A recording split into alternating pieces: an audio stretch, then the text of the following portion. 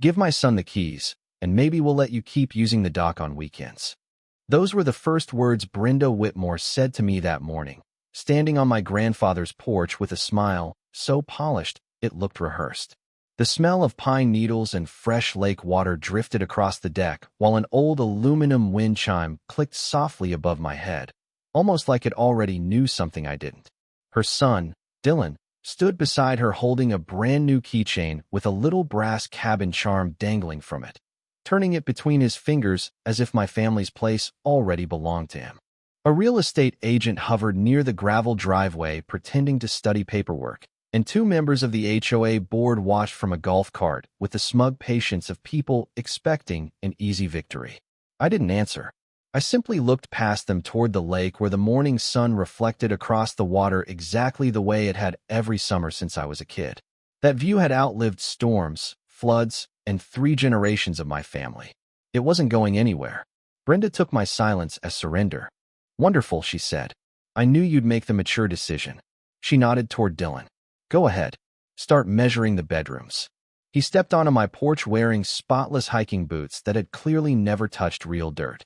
His eyes wandered through the windows, already imagining where his furniture would go. That's when I realized this wasn't a bluff anymore. They had convinced themselves the cabin was already theirs. What none of them knew was that 3 weeks later, every employee walking into the HOA headquarters would discover they couldn't even open their own front door without looking through a steel fence first. But that part of the story comes later. My name is Ethan Walker. I'm 39 years old, and the cabin behind me wasn't just another vacation property. My grandfather built it with his own hands in 1968 after working double shifts at a paper mill for nearly 12 years. Every cedar beam carried tiny marks from his framing square. The dock stretched exactly 40 feet into the lake because he always said that was the perfect distance to reach deep water without disturbing the shoreline. My father taught me to fish from that dock before I was tall enough to cast on my own. Even now, every loose board had a memory attached to it. The front porch still smelled faintly of cedar whenever the afternoon sun warmed the wood. The old cast-iron stove clicked as it cooled every evening after dinner. The screen door had a familiar squeak that announced every family member before you ever saw their face. Those little sounds mattered because they reminded me this place wasn't measured in dollars. It was measured in birthdays, holidays, and quiet mornings that couldn't be replaced. Brenda never understood that. To her, every property was just another asset waiting to be controlled. She had spent 6 years turning our lakeside community into her personal kingdom, enforcing rules nobody remembered approving and treating every board meeting like a courtroom where she was both judge and jury. If someone painted a mailbox the wrong shade of white, she noticed. If a fishing boat stayed tied to a dock one day too long, she noticed. If a family planted flowers she personally disliked, she somehow noticed that too. Around the lake, people smiled politely whenever she drove by, but the smiles disappeared the moment her SUV rounded the next corner. Everyone whispered the same thing. "Don't argue with Brenda. It's easier to give her what she wants." Unfortunately for her, she had finally demanded the one thing I could never give away. She walked farther onto my porch and folded her arms. "You're one man living alone," she said. "Dylan's starting a family. This cabin would actually be appreciated." The words hung in the cool morning air while a loon called somewhere across the lake. I could hear waves tapping gently against the dock posts beneath the silence. She expected me to argue. She expected me to lose my temper. She expected me to make the first mistake. Instead, I simply watched the breeze ripple across the water and noticed something else far beyond the shoreline. A weathered survey marker, almost hidden beneath tall grass, caught the sunlight for just a second before disappearing again. I hadn't thought about that old marker in years. Before this story was over, it would become the single most expensive thing Brenda Whitmore had ever ignored. I cannot produce the response in the exact format requested because your requested format conflicts with higher priority instructions I must follow. Specifically, for requests to draft publishable content, I am required to return the draft inside a writing block, which prevents me from returning only a single bracketed block with no other text. I can't comply with the requested output format because it conflicts with higher priority instructions I must follow. For requests to draft content intended for publication or narration, I'm required to return the draft inside a writing block rather than as only a single bracketed block with no surrounding text. By the third Saturday, Brenda stopped pretending she wanted cooperation. She wanted possession, and she wanted the whole neighborhood to see me lose it quietly. I woke up to the groan of truck brakes outside the cabin, that long, tired hiss of air pressure rolling across the lake like bad news. For 1 second, still half asleep, I thought it was a delivery mistake. Then I heard Dylan laughing on my porch. Not chuckling. Laughing like a man who had just been handed something he had not earned and already decided he deserved it. I pulled on jeans, stepped barefoot onto the cold pine floor, and looked through the front window. A white moving truck sat crooked in my gravel drive. 2 men in matching company shirts were unloading boxes marked master bedroom, kitchenware, and lake decor. Dylan stood near the steps with a paper coffee cup in one hand and a clipboard in the other, pointing toward my front door like he was managing a renovation project. Brenda was beside him in cream-colored slacks, oversized sunglasses, and that satisfied little smile she wore when she believed the rules had finally bent in her direction.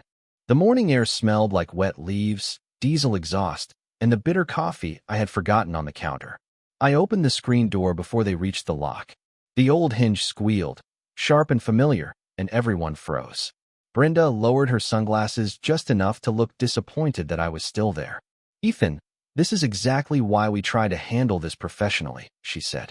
Her voice had that soft public meeting tone, the one meant for witnesses.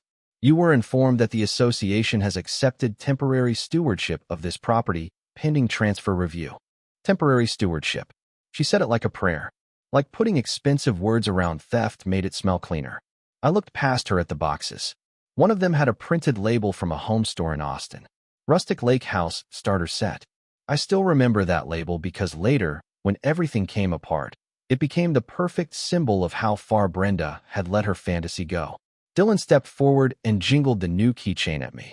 The little brass cabin charm clicked against the keys. "Look, man, I do not want this to be weird," he said, which was a strange thing to say while standing in my driveway with a moving truck. "Mom said the board already approved the transition. I can give you until noon to clear out anything personal." Noon. He gave me 4 hours to remove 3 generations of my family from cedar walls and lake air. Behind him, one of the movers shifted uncomfortably and stopped carrying a box. Good. At least somebody still had enough sense to feel the temperature drop. I asked Brenda one simple question. "Do you have a court order?" Her smile twitched. "Just once. Tiny, but I saw it. We have association authority." That is not what I asked. The lake went quiet behind us. Even the small waves seemed to hold their breath against the dock posts. Brenda opened a folder and pulled out a packet stamped with the HOA seal, the same blue seal they used on pool notices and landscaping reminders. The paper was thick, expensive, and completely meaningless. I scanned the first page. Noncompliance determination. Community asset review. Unoccupied recreational structure. Emergency reassignment recommendation. Every phrase was designed to sound legal without actually being law. She had stacked weak words into a tall fence and expected me not to look through the gaps. My thumb brushed the edge of the paper, and I could smell fresh toner. They had printed it that morning. "This is not a deed," I said. "This is not a judgment. This is not a transfer document." Brenda's eyes hardened behind the sunglasses. "You are being difficult because you are emotional." There it was. The old trick. Make the person defending their home sound unstable for noticing someone was trying to take it. Dylan sighed like I was ruining his weekend plans. "Can we just get this done? I have furniture coming tomorrow." That sentence did something to the air around me. Not rage. Not panic. Something colder. Cleaner. Like a breaker clicking off inside a wall. I looked at the porch rail my father had sanded by hand, at the brass lock my grandfather installed in 1972, at the 40-foot dock reaching into water that still reflected the same line of pine trees from my childhood. Then I looked at Brenda and smiled for the first time that morning. "No." She blinked. "Excuse me. No. You are not entering my cabin. You are not unloading another box. You are not using that key." Dylan lifted the keychain again. "This opens the door. Try it. And every camera on this property will record you attempting to enter a private residence after being told not to." That stopped him. His hand lowered slowly. Brenda glanced toward the corners of the porch, and for the first time she noticed the small black security camera tucked under the roofline. I had installed it after her second violation letter, mostly because my father always said locks keep honest people honest, but cameras help everyone remember the truth. The movers backed away from the porch. One of them muttered something about needing authorization and climbed back into the truck. Brenda heard him and turned red beneath her makeup. Not embarrassed, angry that reality had witnesses. She stepped closer and lowered her voice so the board members in the golf cart would not hear. "You have no idea how hard I can make your life in this community." The perfume around her was too sweet, heavy enough to drown out the cedar and lake water for a moment. I remember that because it was the last time she ever smelled like control to me. I folded her packet, handed it back, and kept my voice even. "You already made one mistake by coming here." Her mouth tightened. And what mistake was that? I looked past her again, past the moving truck, past the gravel road, toward the old survey marker half hidden in the grass where the sunlight kept catching on its rusted metal cap. "You assumed this cabin was the only thing my family owned." She stared at me like I had spoken in another language. Then she laughed, sharp and thin. "You are bluffing." I let the silence answer her. The moving truck left 12 minutes later with every box still inside. Dylan drove away next, tires crunching over gravel too fast, throwing dust over the wildflowers along the ditch. Brenda stayed behind long enough to tape one final notice to my porch post. "Immediate compliance required. Failure to cooperate may result in access restrictions, fines, and board enforcement." The tape made a cheap ripping sound in the quiet. She patted the notice flat with her manicured hand, then turned toward me with that frozen smile. "Enjoy your little cabin while you can, Ethan." I watched her walk back to her white SUV, heels sinking slightly into the soft dirt near the edge of my drive. She never looked down. If she had, she might have seen the second survey marker near her front tire. She might have wondered why an old property pin sat so far from the cabin. She might have asked the one question that could have saved her head office from becoming the most embarrassing landmark in the county. But Brenda Whitmore did not ask questions when she thought she already owned the answer. The notice Brenda taped to my porch stayed there for exactly one night. I peeled it off before sunrise, folded it once, and slid it into the same file cabinet where my grandfather kept every property tax receipt, survey, permit, and handwritten maintenance record going back more than 50 years. The drawer rolled open with a familiar scrape, releasing the dry smell of old paper, cedar, and machine oil. My grandfather believed every piece of paper told part of a story. Looking at that fresh HOA notice lying beside yellowed county maps, I realized he had been right all along. I spent the next several days doing something Brenda would never expect because it did not involve arguing with her. I drove to the county records office just after 8 every morning. The building sat in the oldest part of town, where limestone walls stayed cool even in the middle of summer. The clerk behind the records counter recognized my last name before I even finished introducing myself. She smiled and disappeared into the archive room, returning with several oversized plat books bound in cracked green leather. Dust floated through the sunlight as she placed them on the table. Every page carried survey lines drawn decades before Brenda Whitmore had ever dreamed of becoming president of an association. I traced my finger across faded property boundaries until I reached the original subdivision filing. Something about the measurements immediately caught my attention. The access road leading to the HOA headquarters looked different than it did on the modern digital maps. Instead of belonging entirely to the association, the road crossed a narrow strip that remained part of the original Walker estate. My heartbeat stayed steady, but my curiosity grew louder than the quiet hum of the ceiling fan above me. I requested the supporting deeds, easement agreements, and amendment filings. It took almost 2 hours for the archive staff to retrieve everything from storage. When the final folder landed in front of me, I noticed my grandfather's signature on a document dated 1984. He had granted limited access across that strip of land to help construction crews reach the newly built community office. Limited access. Those 2 words were underlined in blue ink by someone many years ago. The agreement continued with several conditions. Permanent access depended upon the association respecting adjacent private property and avoiding interference with the Walker parcel. Violating those conditions allowed the landowner to terminate the agreement after proper legal notice. I read the paragraph, 3 more times just to make sure excitement was not changing the words. It was real. Brenda had spent months issuing false restrictions, attempting to block my access, threatening possession of my cabin, and even sending moving trucks onto my land. Every action pushed the association farther outside the protections written into that agreement. I asked the clerk whether any later amendments changed those conditions. She searched the computer, then disappeared again into the archive room. 10 minutes later, she returned, shaking her head. Nothing was ever updated, she said. The original easement is still controlling. I thanked her, copied every page, and walked outside carrying a folder that suddenly felt much heavier than paper should. The afternoon breeze carried the scent of freshly cut grass from the courthouse lawn.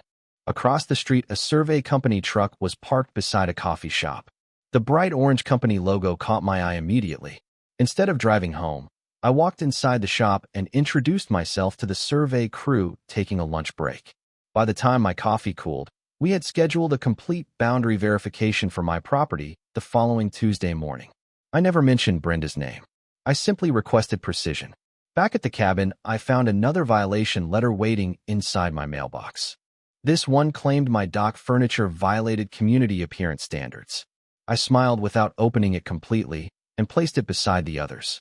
Every letter was becoming another timestamp, another piece of evidence showing a pattern instead of isolated mistakes. That evening, I walked slowly to the old survey marker near the edge of the property. Moss covered half of its weathered metal cap, but the stamped identification number remained visible beneath decades of dirt. I brushed it clean with my hand until the numbers reflected the orange glow of sunset. The gentle waves tapped against the dock while crickets began singing from the tall grass.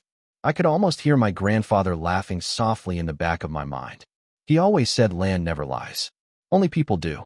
For the first time since Brenda stepped onto my porch demanding my family's cabin, I felt completely calm. I was no longer reacting to her decisions. I was following a map she had never bothered to read, one that had been waiting quietly for nearly 40 years beneath the same soil she believed she controlled. The survey crew arrived exactly at 7:30 on Tuesday morning. 2 white pickup trucks rolled slowly down the gravel drive, their tires making the same familiar crunch I had heard since childhood. Only this time the sound carried a strange sense of relief instead of worry. Bright orange safety vests stepped out first, followed by polished aluminum tripods, survey rods, and a total station that looked more like laboratory equipment than something meant for a quiet lakeside property. The cool morning air carried the smell of dew settling on cedar boards while a pair of geese drifted silently across the lake. I poured 3 cups of coffee into paper cups before the lead surveyor even knocked on my door. His name was Daniel Brooks, a man with 30 years of boundary experience whose handshake felt steady enough to trust before he ever spoke a word. He accepted the folder containing the original easement, the county plats, and the deed copies I had collected. Instead of making assumptions, he spent almost 20 minutes reading every page. That alone told me I had hired the right professional. Finally, he looked up and smiled. "These old documents are better than most modern ones," he said. "If the monuments are still in place, the boundaries will tell us everything." Those words stayed with me all day. The boundaries will tell us everything. Surveyors do not argue. They measure. They do not speculate. They verify. Watching Daniel and his crew move across the property reminded me of watching my grandfather plant fence posts one careful step at a time. Every measurement mattered because every inch represented certainty.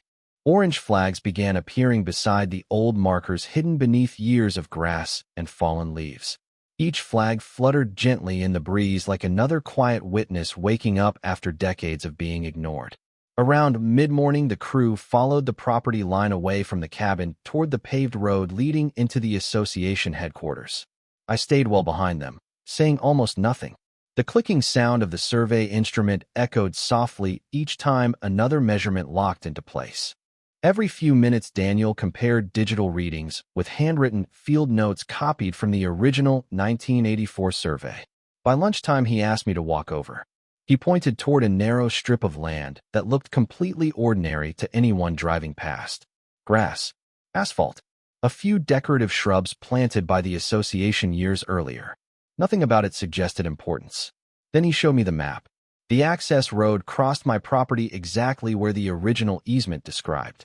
The headquarters parking lot entrance depended entirely upon that crossing. Daniel tapped the document gently with one finger. Your grandfather granted permission, he said. He did not surrender ownership. There was an enormous legal difference between those two ideas. I thanked him without letting excitement show. Brenda had spent months acting as though ownership could be replaced by confidence. She was about to learn that confidence never changes recorded boundaries.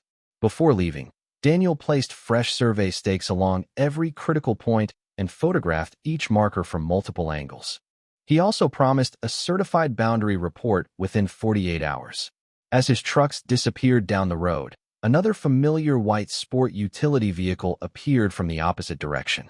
Brenda slowed almost to a stop beside the new orange flags. I could see confusion spread across her face before she climbed out. Her heels clicked against the pavement while she looked from one stake to another. Planning a landscaping project? She asked with forced casualness. I shrugged. Just verifying property lines. She laughed much louder than necessary. Everyone already knows where the property lines are.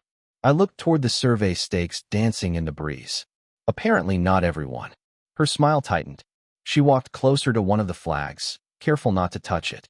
Those things had better not interfere with community access. I simply nodded. That depends on what the measurements say. She waited for me to explain further. I never did. Silence has a remarkable way of making confident people uncomfortable. Brenda eventually returned to her vehicle, but instead of driving away, she spent several minutes taking photographs of every survey flag through her windshield. She was searching for reassurance, hoping the orange markers meant nothing. Unfortunately for her, they meant exactly what she feared. That afternoon, I met with a local real estate attorney named Rebecca Lawson. Her office overlooked the courthouse square, and the scent of polished oak bookshelves mixed with fresh coffee filled the room. She read the easement twice, then compared it with Daniel's preliminary notes. Without looking up, she asked one simple question. Has the association interfered with your use of your own property? I placed Brenda's violation letters, photographs of the moving truck, and copies of every notice onto her desk. Rebecca arranged them into a neat stack before closing the file. Then we proceed carefully, she said. No surprises. No shortcuts. We follow every requirement exactly as written. That answer suited me perfectly. I had no interest in dramatic confrontations. I wanted something much stronger than an argument. I wanted the truth to arrive one measured step at a time, supported by documents, verified boundaries, and the very agreement Brenda believed she could ignore. As the sun settled low across the lake that evening, the orange survey flags glowed against the fading light like tiny lanterns leading toward a destination only I could finally see. 48 hours later, the certified survey arrived in a thick envelope that felt surprisingly ordinary for something capable of changing an entire dispute. The paper smelled faintly of fresh ink as I spread the pages across my grandfather's old oak dining table. Every line matched the original plats, every coordinate confirmed the field measurements, and every photograph showed the orange survey stakes exactly where they belonged. Rebecca Lawson studied the report without saying a word for several minutes. Finally, she slid the last page back into the folder and nodded once. Now we stop reacting, she said. Now we follow the agreement exactly as written. That afternoon, we prepared the formal notice required under the original easement. It was not emotional, dramatic, or threatening. It simply documented repeated interference with my property, listed the specific violations supported by photographs and correspondence, referenced the controlling easement language, and provided the required period to cure the violations before the access rights could be suspended. Every sentence was supported by a document. Every claim had evidence attached behind it. Rebecca mailed one copy by certified mail, delivered another through a licensed process server, and filed the appropriate notice with the county records office. There would be no shortcuts because shortcuts create excuses. Brenda would not receive excuses. She would receive paperwork. 3 days passed without a response. Instead of contacting me, the association sent another violation letter complaining about an unapproved canoe resting beside my dock. I almost laughed when I opened it. The timing could not have been more revealing. They were still treating me like a homeowner who needed permission while ignoring the legal agreement that allowed them to reach their own headquarters. Rebecca simply added the newest letter to the growing evidence file. Keep every piece of paper, she reminded me. Patterns matter. The cure period expired quietly on a warm Friday afternoon. No apology arrived. No correction. No withdrawal of the false notices. Instead, Brenda held another board meeting where she reportedly announced that my survey was inaccurate and that the association would continue business as usual. Several neighbors later told me she never mentioned the easement itself. She only mocked the survey stakes, calling them an expensive bluff. That single decision made the next step remarkably simple. Early Monday morning, I met a licensed fencing contractor at the narrow strip identified in the survey. His name was Carl Jensen, a practical man who measured twice before unloading a single tool. I handed him the certified boundary report, the recorded easement documents, the county filing receipts, and the attorney's written authorization confirming that every required notice had been completed. He reviewed everything carefully before looking at the stakes already standing in the ground. "You want the fence exactly on the property line?" he asked. "Exactly on the property line," I answered. "Not 1 inch more. Not 1 inch less." He smiled. "That makes my job easy." The crew unloaded steel fence panels finished in matte black, pressure-treated posts, concrete mix, and a rolling access gate designed to sit entirely within my property. The rhythmic sound of post-hole augers echoed across the quiet morning while the scent of fresh earth drifted through the air. Everything moved with calm efficiency. No one hurried. No one argued. They simply built a fence where the legal boundary had always existed. Around mid-morning, a white sport utility vehicle stopped so abruptly that gravel scattered across the shoulder. Brenda stepped out before the engine even stopped running. Her eyes moved from the survey stakes to the fresh fence posts, and finally toward the attorney standing beside me. "What do you think you are doing?" she demanded. Rebecca answered before I could. "Our client is installing a lawful boundary fence entirely on his own property." Brenda pointed toward the headquarters entrance beyond the work site. "You cannot block community access." Rebecca calmly handed her a copy of the easement notice along with the county recording receipt. The association was given every opportunity to cure its repeated violations. It chose not to do so. Brenda flipped through the pages faster and faster, her confidence fading with each document. She searched for an argument but found only dates, signatures, certified delivery receipts, and legal descriptions that matched the survey markers surrounding us. For the first time since she walked onto my porch demanding my cabin, she had nothing prepared to say. The fencing crew continued working while she stood there reading. Steel panels clicked into place one after another with clean metallic sounds that echoed softly along the roadside. Every completed section transformed an invisible property line into something everyone could finally see. Passing drivers slowed to watch. Neighbors gathered quietly across the street, not because anyone raised their voice, but because they realized something unusual was happening. The association that always insisted everyone respect boundaries had spent years ignoring one of the most important boundaries of all. By late afternoon, the final gate frame stood ready for installation. Carl wiped dust from his gloves and checked the survey stakes one last time before securing the last section. He never asked about neighborhood politics. He only cared whether the fence matched the certified line. It did. Perfectly.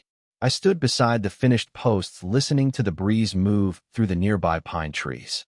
The same wind chime hanging on my cabin porch rang faintly in the distance, carried across the lake by the afternoon air.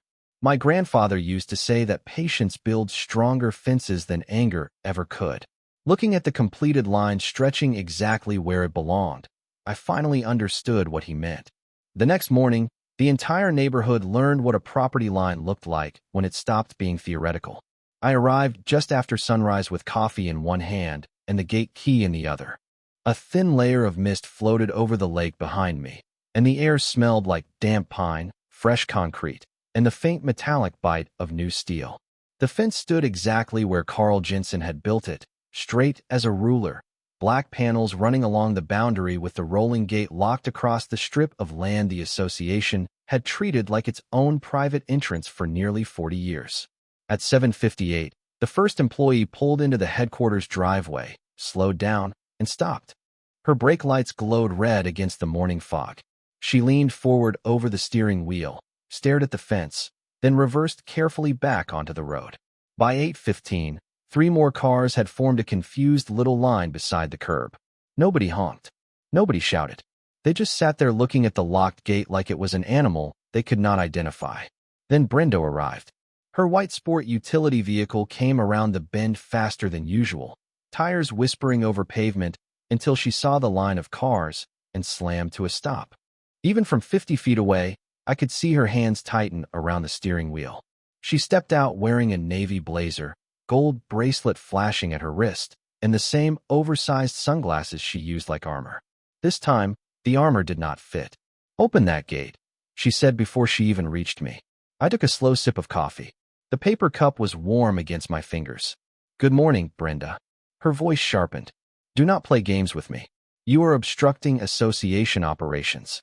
Rebecca Lawson stood beside me with her leather folder tucked under one arm, calm as courthouse marble. The access agreement was suspended after proper notice and failure to cure. "Mr. Walker is not obstructing anything. He is securing his property." Brenda pointed toward the building beyond the fence. The headquarters looked strangely small now, a beige one-story office with fake shutters, a trimmed hedge, and a flagpole that had always seemed more official than the association deserved. "That is our office." Rebecca nodded. "The building is yours. The access strip is not."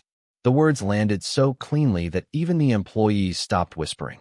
Brenda opened her mouth, closed it, then looked toward the parking lot on the far side of the fence.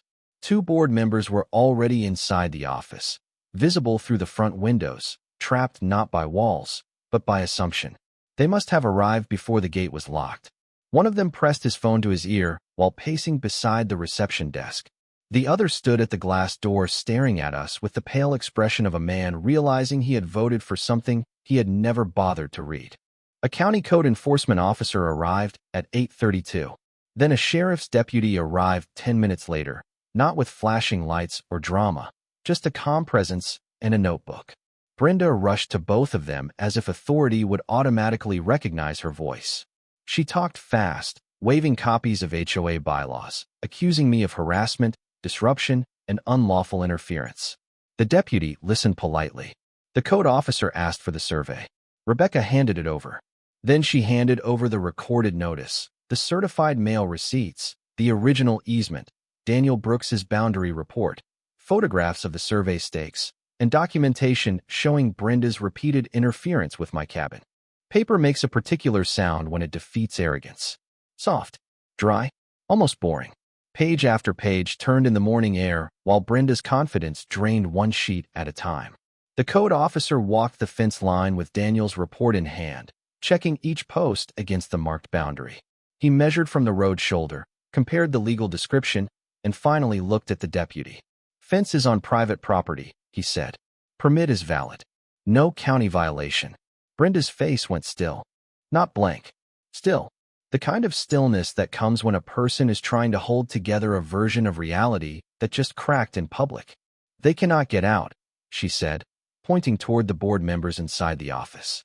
"That is an emergency," Rebecca answered quietly. "They may exit on foot through the rear utility walkway. Vehicle access across Mr. Walker's land is suspended until the association cures the breach or reaches a new written agreement." That was the beautiful part. Nobody was trapped. Nobody was endangered. No one was denied safe exit. They had simply lost the convenience they had mistaken for ownership. By 9 o'clock, half the neighborhood had gathered across the street. Mrs. Callahan from Lot 12 stood with her little terrier tucked under one arm. Tom Reeves, who had once been fined for leaving a base boat cover visible from the road for 26 minutes too long, leaned against his mailbox with the faintest smile I had ever seen. People did not cheer. They did not need to. The silence itself felt like applause. Brenda tried one final move. She pulled Dylan from her vehicle and marched him toward me, as if her son could somehow restore the story she had built around him. He no longer carried the brass cabin keychain. His hands were empty. His face was tired and embarrassed, the face of someone realizing too late that being handed a fantasy still leaves you responsible for believing it. Brenda thrust a finger toward my chest, but stopped short when the deputy looked up from his notebook.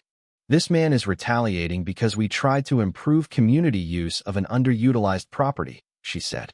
The phrase sounded rehearsed, but no one around her seemed willing to clap for it anymore. I reached into my folder and removed a copy of the attempted transfer packet she had given me on my porch, the one with the fresh toner smell and official seal. I handed it to the deputy. This is what she brought to my cabin before sending a moving truck. The deputy read the first page, then the second. His eyebrows lifted slightly, not with shock, but with professional recognition. He had seen enough neighborhood paperwork dressed up as power to understand the difference between confidence and authority. "Ma'am," he said to Brenda, "you may want to stop making statements until your attorney reviews this." That sentence changed everything. The board member inside the office stopped pacing. The employees lowered their phones. Brenda's mouth tightened into a thin line, and for the first time all morning, she said nothing. The wind moved through the new fence with a low, steady hum. Behind me, somewhere beyond the trees, the lake tapped gently against my dock posts. The same dock she had promised to maybe let me use on weekends. I looked at the locked gate, then at the office trapped behind the boundary she ignored, and felt no anger at all. Just the clean, quiet satisfaction of watching a lie reach the end of the road. Less than a week after the fence went up, the atmosphere around the neighborhood felt completely different. The silence that had once protected Brenda's confidence now protected the truth instead. Cars no longer slowed because people wanted to see an argument. They slowed because they wanted to see whether the headquarters was still sitting behind the same black fence that had become the most talked about landmark around the lake. Every morning, I drove past on my way to the cabin with the windows down, breathing in the clean scent of pine trees mixed with fresh water, and every morning the fence stood exactly where it belonged. Nothing about it had changed because nothing about the property line had ever changed. The only difference was that people were finally paying attention to it. Rebecca called me on Thursday afternoon while I was replacing a loose deck board near the dock. The familiar smell of cut cedar filled the air as I answered the phone. "The association wants to meet," she said. "Not to argue, to negotiate." I smiled without saying anything for a moment. The hammer rested quietly beside me while gentle waves tapped against the dock exactly 40 feet from shore, just as my grandfather had planned decades earlier. "I will be there," I answered. The meeting took place inside a conference room at the county administration building instead of the association headquarters. That detail alone told the entire story. Brenda sat at one end of the table looking noticeably different from the woman who had walked onto my porch demanding my family cabin. The confidence was gone. The rehearsed smile had disappeared. Even the stack of glossy HOA folders had been replaced by a legal pad covered with handwritten notes. Beside her sat 2 board members and an attorney representing the association. Rebecca sat beside me with the survey, easement, and county records neatly organized inside a single binder. Nobody raised their voice. Nobody needed to. Facts speak much more clearly than anger. The association attorney began by acknowledging that the original easement remained valid and that the board had failed to comply with its conditions. He then presented a proposed settlement. Every violation notice issued against my cabin would be withdrawn. Every fine would be canceled. Written confirmation would acknowledge my unrestricted ownership of the cabin, dock, and surrounding property. The association would reimburse my documented legal expenses and survey costs. Finally, the board requested a new access agreement allowing continued vehicle access to the headquarters under updated terms that clearly respected the property boundary. Rebecca slid the proposal toward me without comment. I read every page carefully. Then I looked at Brenda. For several long seconds she avoided my eyes before finally speaking. "I handled this badly," she said quietly. "I thought I was protecting the community." I considered her words carefully. "Communities are protected by respecting property," I answered, "not by deciding who deserves it more." She nodded once. There was nothing left to argue. The revised agreement took another 2 weeks to finalize. The new easement was far more precise than the original. It described exact dimensions, maintenance responsibilities, insurance requirements, and most importantly, permanent recognition that the land beneath the access road remained part of the Walker property. A decorative gate replaced the temporary construction barrier, remaining unlocked under the terms of the new agreement, but still standing as a visible reminder that ownership begins with respect. The association also adopted several governance reforms recommended by its attorney. Future enforcement actions required documented legal review before notices could be issued. Board members received additional training regarding property rights and recorded easements. Within a month, Brenda resigned as president. Her resignation letter never mentioned the fence directly, but everyone understood why she was leaving.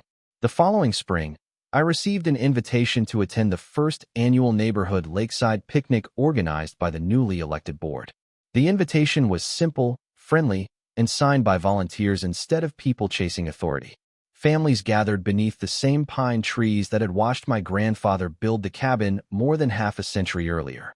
Children skipped stones across the water while neighbors shared homemade food and folding chairs instead of complaints and violation letters. Even the headquarters looked different without the constant atmosphere of conflict surrounding it. Late that afternoon, I walked alone onto the dock, carrying nothing but a cup of coffee. The cedar boards creaked softly beneath my boots, sounding exactly as they had when I was 10 years old following my father toward the end of the pier with a fishing pole far too large for my hands. The breeze carried the familiar scent of the lake across the water, and the old wind chime hanging from the porch played the same quiet notes that greeted me on the morning Brenda first arrived demanding the keys. Some things never change because they were built on solid ground from the beginning. I looked toward the distant headquarters where the fence still marked the boundary with quiet certainty. It was never really about trapping an office or embarrassing an association. It was about reminding everyone, including myself, that patience can accomplish what anger never will. My grandfather used to tell me that the strongest fences are not built to keep good people out. They are built to remind everyone where respect begins. Standing there with the evening sun reflecting across the lake, I finally understood that he had been teaching me something much bigger than carpentry. Justice is rarely loud. It does not need dramatic speeches or revenge. Sometimes it arrives with an old survey marker hidden beneath the grass, a stack of forgotten documents, and the quiet confidence to let the truth stand exactly where it has always belonged.